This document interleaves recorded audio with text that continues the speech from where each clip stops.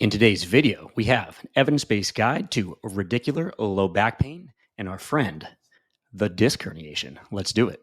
Before we really get going, I have an absolutely free cheat sheet for you.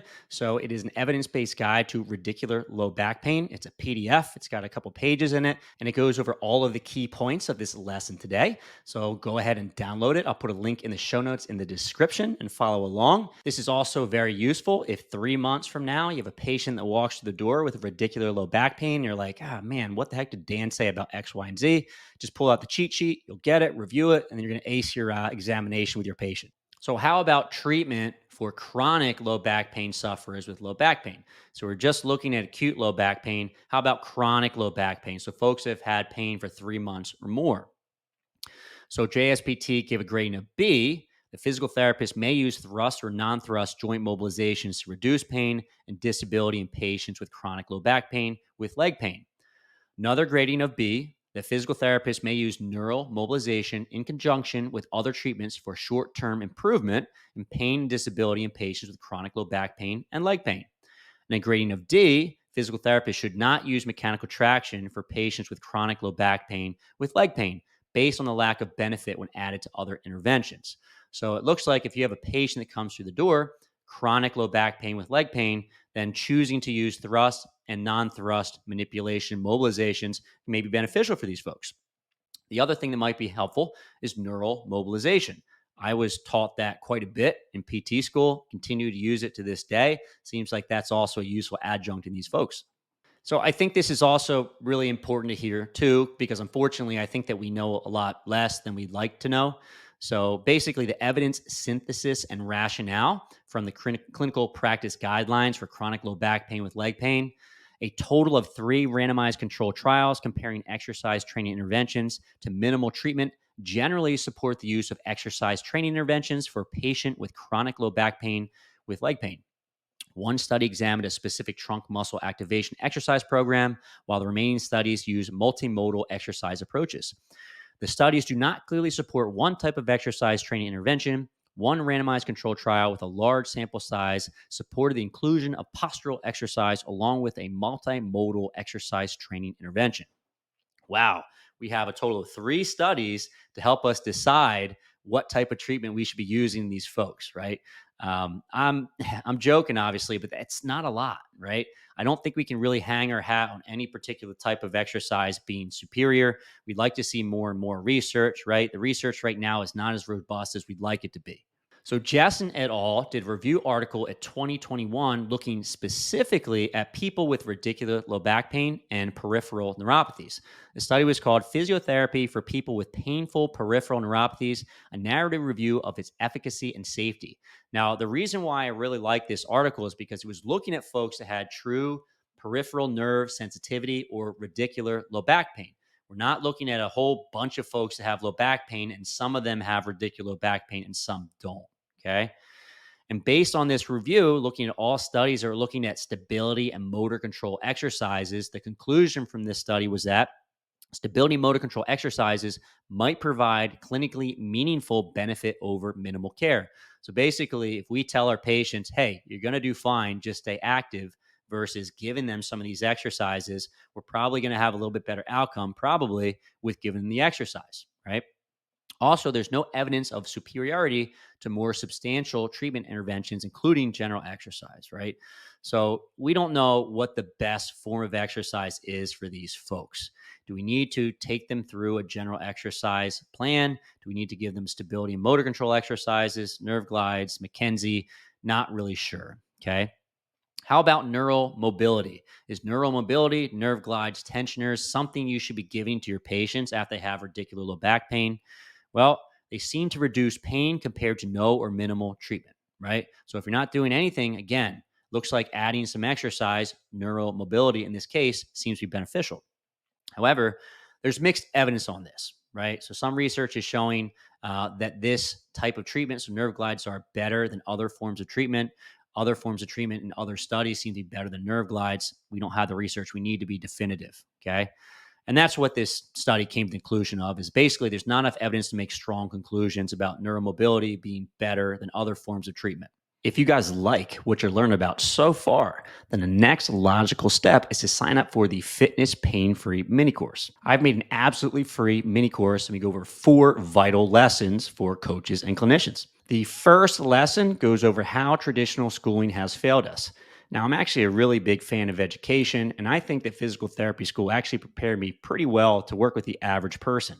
However, I really didn't learn how to work with the population that I want, which is people in the strength and fitness world. So I'm talking about powerlifting, bodybuilding, Olympic weightlifting, sport of fitness, and really people that just love working hard in the gym. And really, my goal with the mini course is to help you understand how you work with this population to get them out of pain and keep them training. The next lesson is 7 reasons why people get hurt in the gym. So it's vitally important they understand the injury mechanisms or why people get hurt in the gym. If we don't understand why folks are getting hurt in the gym, it's going to be very hard to rehabilitate those folks because let's say we do get them better, they go right back in the gym and get hurt in the same exact way they hurt before. The other piece is if we want to keep these folks safe for the long haul, we have to understand the main reason why these folks get hurt in the first place so we can keep them in the gym training as safe as possible and minimize that risk of future injury. Next, we go over 4 simple steps for getting your clients out of pain. Now, rehab can be very complicated. There's a lot of systems out there that make it very challenging to figure out how to work with your patients. However, it really doesn't have to be that complicated. So I go over 4 easy steps you can follow to get your patients out of pain and back in the gym where they belong. Lesson number 4 is how to build the career of your dreams and earn the respect of your community. Let's face it, the reason why you take these educational courses is obviously so you can learn a little bit more, but really the deep-seated reason is because you want to have the respect of your community. You want your clients to come in, work with you and say, wow, Joe was great. He did a phenomenal job with me. Tell their friends, and their friends come to see you. And after a while, you're very valued and respected within your community.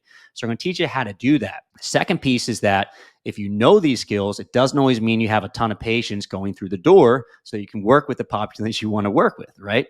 So you may be the absolute best coach in the world, but no one wants to come and see you because they don't know who you are and they don't know how good you actually are. So we'll teach you how to get the patients through the door that you want to work with. And lastly, we'll talk a little bit about the Fitness Pain-Free certification. This is the largest and most comprehensive educational course that I offer, but more on this later. So I'll leave a link in the description, in the show notes. Again, it's 100% free, really easy to download. Go ahead and do that right now. And now back to your learning. So how about McKenzie? Is McKenzie treatment better than other forms of treatment for radicular low back pain? Now, when I was in school, my school really hammered that if you have a patient that has pain extending below the knee, low back pain, then the first thing you should do is McKenzie treatments, right? Let's see if they have a direction of preference. Let's try to push them into that direction of preference. Let's try to centralize their symptoms over the course of time. You're going to get them better faster if you do this, right? What I found to be very interesting is that when I did this literature review for the lesson today, there wasn't a lot of strong research showing that McKenzie was a great way to treat radicular low back pain. In fact, I kind of found the opposite, right? I found very few studies about McKenzie treating radicular low back pain, and I found a lot of research about McKenzie for the treatment of more non-specific low back pain, okay? So is radicular low back pain best treated via McKenzie treatments? I think we don't know yet, but let's dive into some of these papers to just kind of give you some more information about whether or not you need McKenzie for these patients. So this is a randomized controlled trial comparing the McKenzie method to motor control exercises in people with chronic low back pain and a directional preference from Mark H. Halliday et al. This was in 2016 from JOSPT. And basically, they were trying motor control exercises versus McKenzie exercises for their patients. The patients included had chronic low back pain, so pain greater than 3 months, and they included both radicular low back pain and non-radicular low back pain. So right there off the bat, I don't know if I can even use this study to say definitively that McKenzie would be a better or worse treatment for radicular low back pain because they didn't take out the folks without radicular low back pain, right? So take that with a grain of salt. They also only included patients with a direction of preference, which initially they had 133 patients, and only 45 of those patients had a direction of preference. So only 1/3 of those patients had that direction of preference. So basically, the other, I don't know, almost 100 patients, you can't do McKenzie. Like that's kind of wild, right? So it's only a treatment that's potentially used for 1/3 of patients. And the other problem with this study is they had no control group, right? So what happens when you do nothing? Do those patients get better at the same rate? We won't know. This study basically doesn't answer that. You can see why I'm a little bit wishy-washy on McKenzie at this point in time. So at the 3-month mark, they had the same outcome for pain as well as muscle thickness. Okay. So no difference in pain or muscle thickness, although there are improvements in both groups. There was, however, a slight increase in the McKenzie group for the global rating of change, but this is a small difference. Okay. Lastly, at the 1-year mark, there's no difference between groups. All right.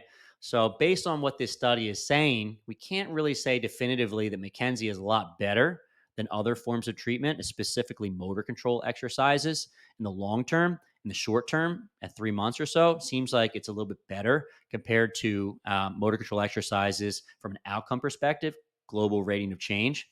But also keep in mind that this study had no control and also didn't distinguish between radicular and non radicular low back pain. They just lumped them all together. So I actually have a really strong direction of preference to go ahead and just hit that like button and subscribe to the channel. I think your pain will be centralized. It'll go away incredibly rapidly just via subscription to the Fitness Pain Free channel. So give it a go. All right. So Albert and Manich also looked at McKenzie for the treatment of radicular low back pain, and they were actually using patients with mixed acute and chronic radicular low back pain. So this is good, right? Because we're actually using the population that we want to see which treatment is best, right? And they had 2 groups. The first group was given information, advice, McKenzie exercises, spinal stability exercises, and right off the bat, we're not going to get great answers here because they use so many different treatments. We're not really sure which one gives the most benefit. What I will say is this is fairly typical in a physical therapy outpatient setting because most folks are going to get information, advice, and a variety of different exercises, maybe some McKenzie, some motor control, some core strength, right? Group 2 was given information, advice, and low dose general exercise to promote circulation. So get things moving a little bit in their body, right? And if we look at the outcomes, there's no difference in outcome measures. They use the Roland Morris outcome measure. And there's a 0.8 point difference on a 0 to 10 scale for current leg pain in favor of the McKenzie group, right? So basically, if you give someone general exercise versus specific exercise in McKenzie, long term, it seems like you have a little bit of improvement in current leg pain, right? But there wasn't a strong difference in the other outcomes, right? So can you say that McKenzie is much better than other forms of exercise? It's hard to say. Seems like specific exercise in McKenzie is slightly better, but to be honest, it's not a whole lot different from general exercise. At least in my mind, McKenzie is not the only way to treat chronic or acute radicular low back pain, right? It can be a very effective tool in your toolbox, right? You may find that some people respond really, really well to this. That's great. But to say it's the best form of treatment, we don't know that. So, how about injections for the treatment of radicular low back pain?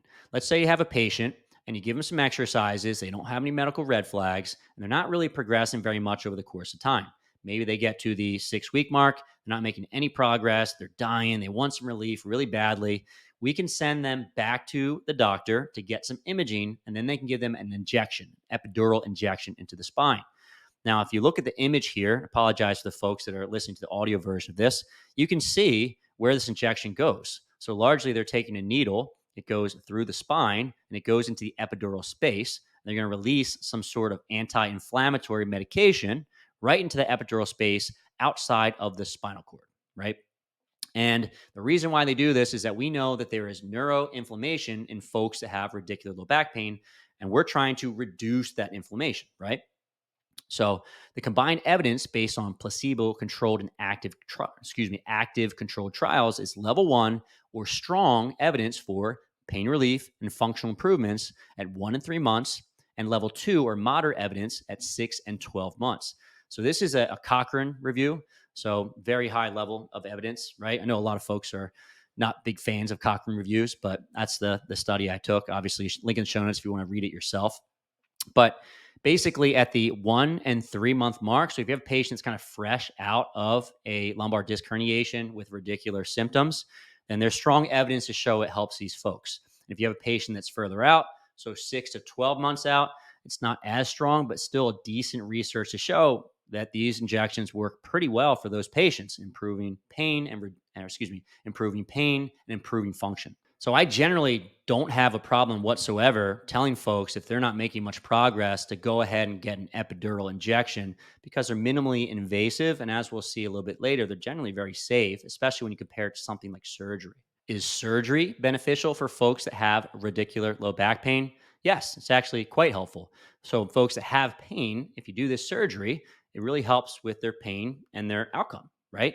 So, what is the surgery? Well, it's referred to as an open discectomy or microdiscectomy. So, an open discectomy is a little bit of an older surgery. The microdiscectomy is a little bit newer. The reason why you would consider a microdiscectomy is because people generally have a faster recovery and it's less invasive. An open procedure, they have to cut open the skin and go in through the spine to try to visualize a herniation, right? In microdiscectomy, they have a really tiny hole and a microscope that allows the surgeon to be able to do the surgery without having to really reflect back the muscle and poke through as much tissue, right? So what do they do with this surgery? So you have my spine here. If you're watching the video version, you'll be able to see this. Apologize to my audio folks. But if I turn the spine to the side, I can see the disc. Follow the disc. This red little bulge here is a disc herniation, right? And it presses right up against the nerve here, which may be causing your patient's symptoms. So in an open discectomy, they would open up the spine to visualize this, and they would go in here and remove potentially some of the bone, some of the disc, and maybe some ligament. And what that does is it opens up the intervertebral foramen and gives a little bit more space for this nerve, hopefully reducing symptoms, right? And yes, this can be a helpful treatment for folks that have low back pain. So now the question becomes, we know surgery is effective, but what's the most effective? Should we try conservative treatment? Should we try injections? Should we try surgery? What's the best way to handle all this? Well, I think the first thing to think about is if your patient has moderate to severe myotomal issues and you basically just saw them right after the injury, they may actually benefit from emergency surgery in the long term, okay? But I'm talking about folks that are a little bit beyond that point in time, or they have mild myotomal weakness, right? Should we do conservative physical therapy or should we do surgery? Okay. The Spine Patient Outcomes Research Trial, SPORT, tried to answer this question. They took 501 patients with herniated lumbar discs. They compared surgical versus non-surgical treatments. Their treatment was open discectomy. The outcome measures they used were the SF36 and the Oswestry Disability Index. So both well-validated outcome measures for folks that have low back pain. Both the surgery and the non-operative treatment groups improved substantially over a 2-year period. Improvements consistently were in favor of surgery for all periods, but that were small and not statistically significant, right? So if you read this study and you read that surgery wins at all levels, that wouldn't be fair because those results were not statistically significant. And what that means to me is that if you have a patient that does need emergency surgery, then it's definitely worthwhile to start with conservative care because we know that long-term outcome is going to be nearly identical. So we know that surgery as well as injections can be helpful for folks with radicular low back pain and disc pathology, but which one is better? So Wilby et al. In 2021 looked to answer this question. And they were looking at transforaminal epidural steroid injections. So the same thing we just went over previously. And they compared that against a group that had microdiscectomy surgery. They were using patients with a disc herniation and radicular low back pain, and they were up to 1 year out from the initial onset. So not super chronic patients, but from 0 to 1 year, right? Pretty big breadth of patients. Here's the thing. There was a substantial improvement in each group. There was no difference between groups. And there were significant complications in the surgical group, and the surgery was much more expensive, okay? And that all makes sense. So largely, if you have a patient that's not progressing with conservative care, we can consider an injection, right? Because we know that it's going to be very similar in outcome to a surgery. And if they're not progressing, ultimately, we can decide to do the surgery eventually. But at the very least, we should try the injection because it's as good as surgery for most folks, and it's much less invasive and much less costly. So when should we actually suggest surgery to our patients? We just talked about how conservative care is the way to go if someone has no medical red flags or severe weakness, right? Things aren't going well, we go with the injection, right? Now, your patient's still not improving with an injection. When do we start thinking about surgery, right? So, before 6 months is suggested for surgery in patients with symptomatic lumbar disc herniation whose symptoms are severe enough to warrant surgery. Earlier surgery, within 6 months to a year, is associated with faster recovery and improved long term outcomes. So, if you have a patient that's not getting better with conservative care or injections, you might want to think about having surgery before that 6 month mark ish. Because if you have surgery before that 6 month mark ish, you're probably going to do better than if you wait 1, 2, 3 years down the line. We know that surgical decompression provides long term, 4 years in this study, symptom relief for patients with radiculopathy from lumbar disc herniation whose symptoms warrant surgery. Another really interesting piece of information from this study is that it should be noted that a substantial portion, 23 to 28% of patients will have chronic back or leg pain. So a lot of patients have this expectation that when they have pain, if they get surgery, it's going to fix this thing 100%, right? That's very rarely the case for most surgeries, really. Some maybe, but a lot of them it's not. And at least with patients that get an open discectomy, about a quarter of those are still going to have substantial leg and back pain. So, despite the treatment being beneficial for folks, it doesn't mean that you're going to get away with absolutely zero symptoms. It largely will improve what you have currently, though. The other thing I really tend to suggest is that people should hit the like button and subscribe to the channel before they consider surgery. Hitting the like and subscribe button really going to help you with your disc pain. And if you don't hit that, you might have to go down that route of surgery. So, consider doing it. So, let's break this down into a treatment plan. So, essentially, there's a patient. They get radicular low back pain. How should we guide them through their care? Okay. Now, typically, the patient gets an injury, and if it's severe enough, they go straight to the emergency room, right? And from the emergency room, we need to rule out medical red flags, right? See if they have moderate to severe symptoms, and then refer that person to the doctor they need for emergency surgery if needed, right? Now, the next step is to have a follow up. And the follow up is usually done with a primary care physician, right? And for some folks, after they have radicular low back pain, the first person they see is the primary care physician, okay? So they need to have a follow up because we need to assess for progressive neurological symptoms. So let's say the patient gets an injury and they go see the physician, right? There should be a follow up in about a week to see if those symptoms are worsening. Are we getting more and more weak or getting more and more sensory loss? If so, that's a sign that we have an emergency situation, need to go to the doctor, probably get surgery right away, okay? If not, the primary care physician is going to see if the patient is improving, right? So let's say a patient has a disc herniation, radicular low back pain. They go to primary care. Primary care says, no medical red flags. Come back in a week. Let's make sure it's not getting worse, right? They come back and looks like things are actually getting better, right? At this point, primary care physician might say, you're probably going to get better. I don't think you need to continue doing much, right? Maybe give some advice about the prognosis, but say, hey, come back to me in a couple weeks if you're not improving. If you're doing really well, then don't worry about it, right?